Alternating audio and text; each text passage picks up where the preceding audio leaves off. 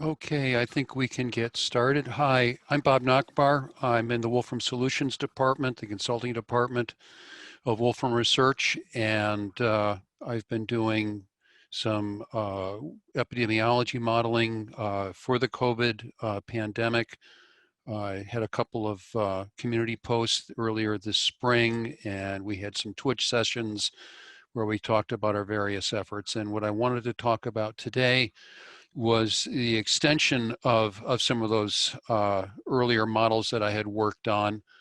Um, and so here's the abstract, but what I want to point out though is a little bit of a spoiler.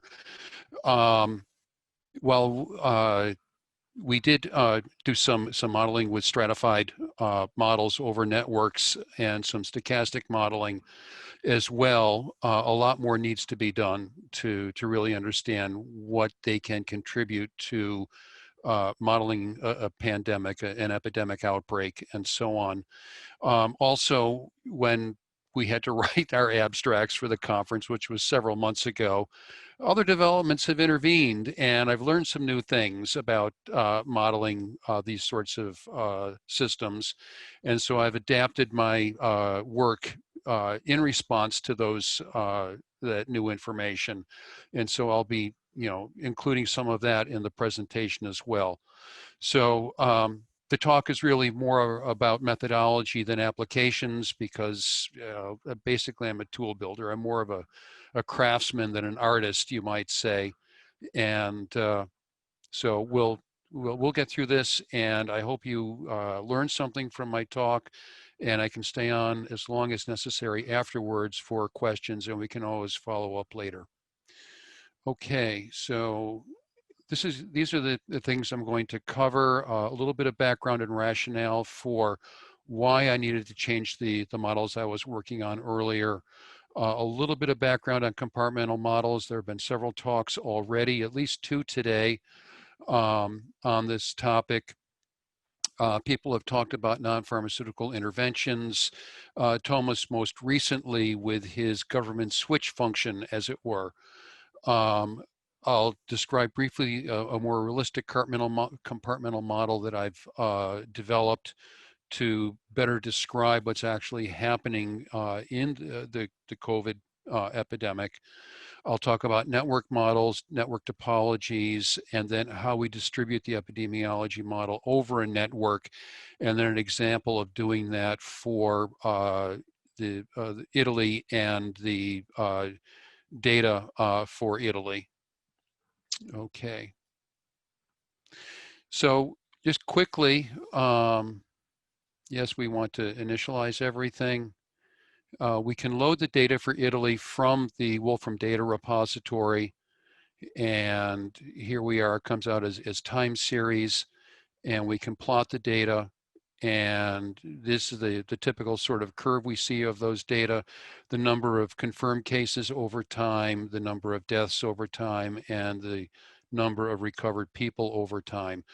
We see that the pandemic in European countries and in North America began in March. In China, it was beginning earlier in January and February.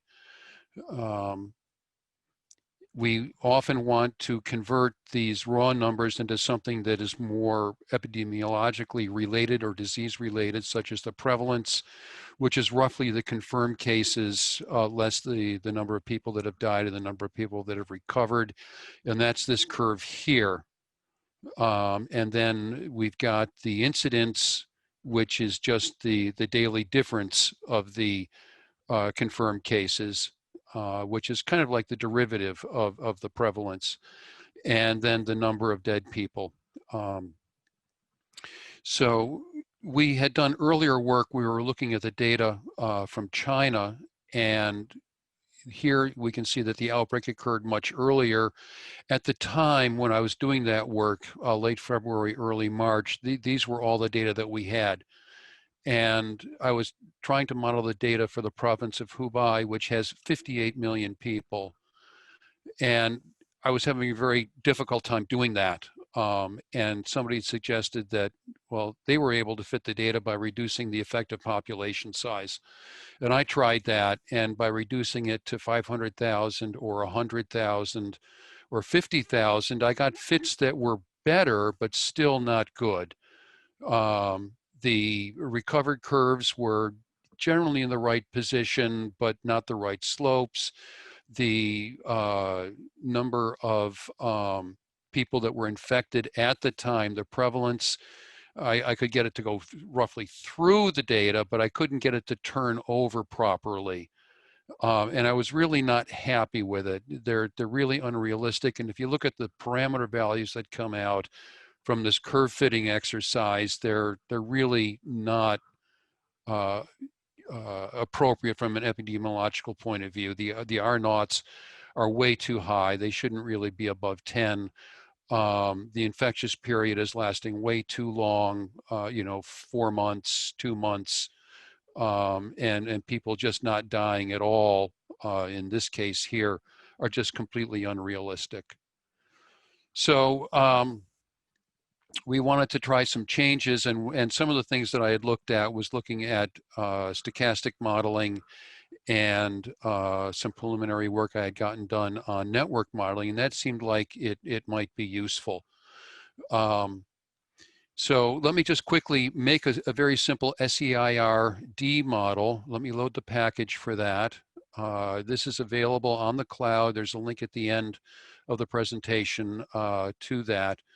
And the way I define the models is I just write a set of transitions: susceptible to exposed, exposed to infected, infected to recovered, and infected to those that die. And we can make a graph of that here showing the same steps. And we have a function called dynamic transmission model that basically takes the set of transitions and then returns a number of data elements that include, among other things, the differential equations and the force of infection. The force of infection comes in the model here. It's the contact rate times the force of infection, and the force of infection is essentially the number of infected people. In this model here, we're using standard incidence, so we divide that by the total population size, and we also reduce it by the number of people that have died, because they're really removed, and they shouldn't be included in the computations after they die. We define the initial conditions here. We start out with everybody being susceptible except for the number of people that are infected, and a small number of infected people, I naught. Okay, we can then define these terms, or the outcomes, the prevalence, the incidence. We have a function called incidence that takes the data from the model. We tell it which compartments are infectious, so we can, or that are sick, I should say, and it gives us the appropriate term for the rate at which they appear, and then the mortality, which are the people that die. Okay, we need to parameterize the model, and what we want to do is do that in terms of R naught instead of the contact rate. What's nice about using R naught is that we have a threshold for it, where we know if it's above 1, the epidemic is going to persist, and if it's less than 1, it will be less than that. We use the next generation matrix method to compute R naught, and for this model here, it has this expression. Very much similar to what Thomas was showing. It is the recovery rate. Well, R naught is essentially the contact rate divided by the recovery rate, but we've got some modifications to it due to deaths in the model, and that we've got a reduced incidence because of the deaths. And we define some parameters that we'll need, and we convert them all to numeric for simulation. And screen's not showing me everything that it's supposed to, so I hope I don't miss something. We need to know when the infection first occurred in Italy, and Wikipedia reported that January 31st, there were 2 Chinese tourists that tested positive, so we can set that for our first infection date. and the time horizon will extend up through today. And if we look at the results, these are the data that were actually observed. And if we use the full population size in the model, it's predicting that we're going to see the big, uh, the infection is going to really take off in July. And it's going to essentially hit most of the population of Italy. And this clearly did not happen. And if we then allow the population size to change, and if we slowly decrease this, we can see that the infection moves earlier in time, but it still isn't matching the data. It's still not high enough. And by the time we get it occurring in March, it's way too small. And now I've got the effective population down to 10,000, which is just totally unrealistic. And at this point, I decided to move on and start looking at other types of modeling for the pandemic instead of trying to play around with this particular one and try to, add band-aids to it, as it were. Okay, so one thing that we recently discovered is very important are these non-pharmaceutical interventions, social distancing, masks, government policies that cancel large social events, and things like that, closing borders, restricting travel, and those sorts of things. And they all effectively reduce the contact rate. And since the contact rate is proportional to the to R naught, the basic reproduction number, we can think about modulating R naught instead of modulating the contact rate itself, because this has a target, as I had said, of 1. Above 1, the outbreak will persist, and below 1, it will dissipate, which is the goal. Okay, so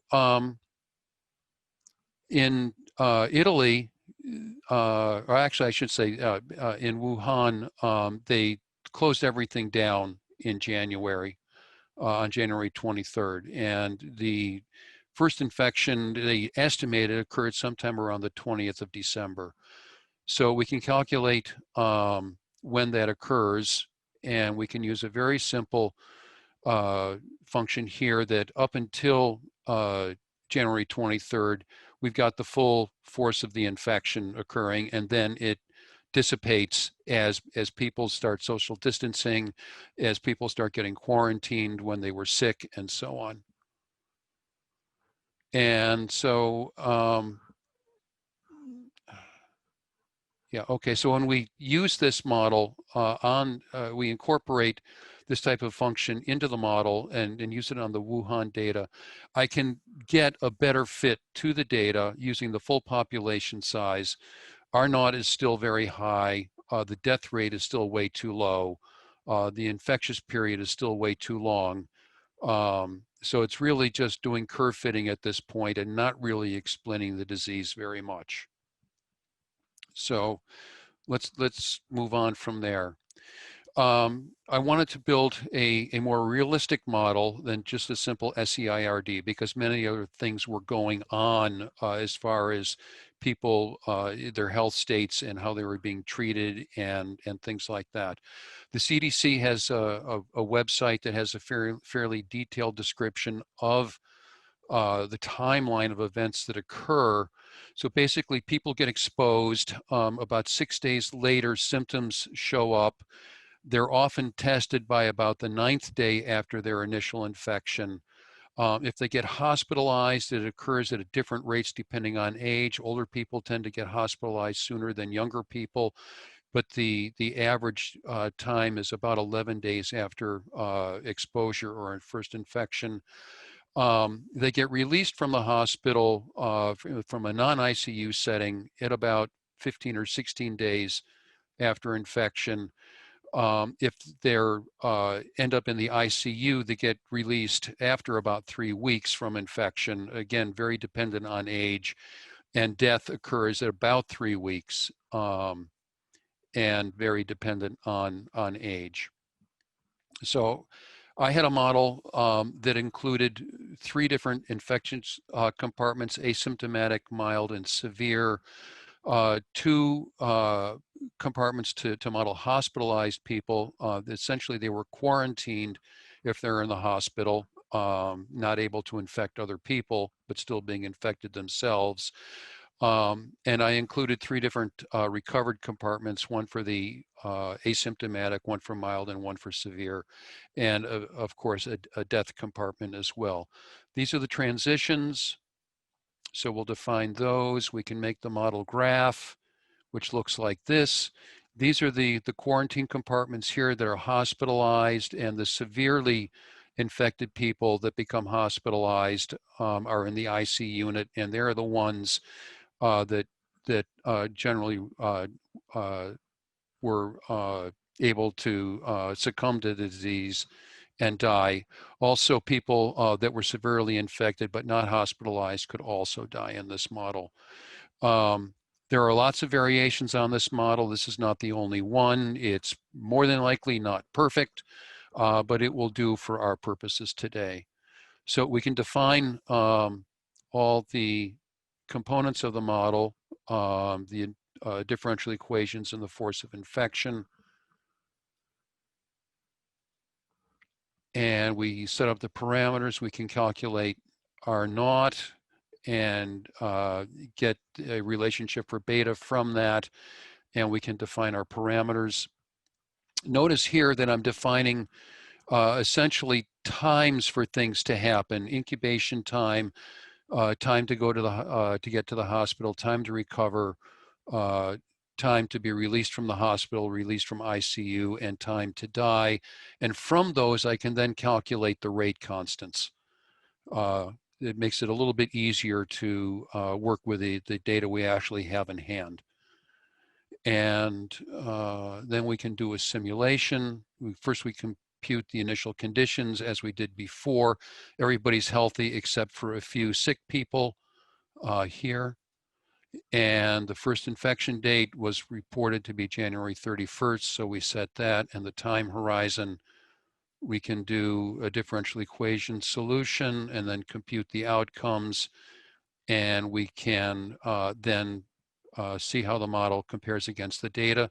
This is the model here, and with a simple NPI function that basically has people, social distancing and restriction here, and then a relaxation of that, and they start to go up again. And looking at it against the data, we can see that it does fairly well. I had optimized a few of the parameters outside of the notebook here, but R naught, the optimized value, is still way too high, and the time that it takes to die is very much on the high end. It would be better if it were closer to the median, so there's still more work to do here. Okay, so I want to use this type of model on a network and see if spreading the people out, as it were, in different communities has a benefit in terms of modeling. People don't always interact with everybody else in the rest of their country. That's an unrealistic assumption to make. And so each vertex represents a homogeneous community where the typical SEIR type model operates. The edges between the vertices represent migration of individuals, movement. It's bidirectional. And the network does not change over time in terms of the number of connections and the number of vertices. That's static. Some models allow the population, the network to evolve over time, and we're not doing that. The aggregate behavior of the model represents the aggregate epidemiology of the whole country. And so that's what we really should focus on, and not the detailed results within each community, although those are interesting in their own right. Okay, so we have lots of different kinds of models. I wanted to start out modeling very simple ones, a very well-defined structure, to see if the structure of the networks has an effect. And these are very simple ones, simple linear ones, cyclic ones, various types of planar layouts on a grid, a rectangular grid, a trigonal grid, a hexagonal grid, or just a random planar network here. You can see that the degree, vertex degree histograms of these vary. The cyclic one, all the nodes are the same, okay? And here we've got mostly degree 4 nodes. We've got some degree 3 and a few degree 2 and so on. We can take these sorts of graphs and make them more homogeneous by doing them essentially on a torus, and then all the vertices are the same. They always have a connectivity of 4 or a connectivity of 6. If we do them randomly on a sphere, they generally have a connectivity of 6, but some have 5 and some have 7. We can also do what are called real-world networks using the Barabasi-Albert method or the Watt-Strogatz method. The Barabasi-Albert one tends to have a few nodes with very high connectivity. These are what we call hubs. Most of the nodes have very small connectivity and are connected to the hubs. And here, for example, here is a hub node, and we've got some hub nodes in there. The Watt-Strogatz model is more like a small world model, and the degree distribution is more even. Most of the nodes have about the same number of connections, and we don't have any hubs with very high connectivity. Which one is right depends on the situation. It's a very subjective choice. So we can take a very simple SIR model and spread that out over this network. We'll do a very simple network of just 4 nodes, linear, so we can see what happens. The infection will start in the first node and then spread to the others. There's a function in the notebook here called distribute model that lets us distribute the SIR model over our network, and we're going to use M as the migration rate constant, and we'll just gloss over some of those details there. We'll pull the variables, the force of infection, differential equations, and the expression for beta out of that and define our parameters. These are all the parameters, and we'll set the initial conditions. Everybody starts out healthy in each of the compartments, so all the S's are non-zero, and S1 has been reduced by some number of infected people. And then we can model that. And then here's our network. This is the simple SIR model, and this is the SIR model on a network. Here are the transitions, just 2 here, a lot of them here, including all the migration between the compartments. We can make the model graph, and this is generated automatically from the model description. The differential equations, again, things you can see get very complicated very fast. We can simulate it. This is the simple type of simple SIR model that everybody has seen a lot in the past. And when we do it over a network, we start out everybody in the compartments, and then first the S1 starts to decrease because they're getting infected first, and then the infection passes to the second set of compartments, and then the third, and then finally the fourth. And we can look at the aggregate behavior here, which is just adding everything up by the health state. And we can see it is qualitatively different from the simple SIR model, that the number of infected people is spread out over time, and it's not necessarily a symmetrical infection here. In fact, this looks like it's got a long tail, and here it has a longer rise, it looks like. We can also see that instead of everybody getting infected here, that some people don't get infected, and because of the network structure. So clearly there are some qualitative effects of the network on the results, and this is what we want to see, how important are they? So then doing this on the network for Italy, again, this is the network we're going to spread, or the model we're going to spread out over the network. We'll use 100 nodes just arbitrarily, and we'll generate the Watt-Strogatz and the Barabasi-Elbert networks. And these are the two networks we're going to use. We can see we've got one community here that's connected to 31 others and another one here that's connected to 23. And these can have some very, very big effects on the results. This takes a while to run, so I preloaded it, pre-computed it here. We'll pull out all of the data we need. We can see that we've got 1,100 variables in the model. We'll define our parameters. Everything's okay there in terms of being everything numeric. And then define the initial conditions. We'll run the model. And if we look at the model in detail, these are what the curves look like for all the individual 100 communities in the network, quite varied. The Watt-Strogatz one, or excuse me, the Barabasi-Elbert one looks very different. But if we aggregate it and plot that, then we see we get this curve here. We've got, you know, the asymptomatic or the severely infected that recovered, the mild and the asymptomatic. We've got three curves for the infected and quarantined here, one for the exposed and one for the dead. The susceptible I'm not showing because it's way off scale. And surprisingly, the plots for the Barabasi-Elbert model come out looking very similar to this. We can then look at the results here, and we see that with the Watt-Strogatz model, we have shifted it a little bit. It's a little bit lower, and it fits our data a little bit better. I didn't actually fit these. This is just the result of distributing the model over a network.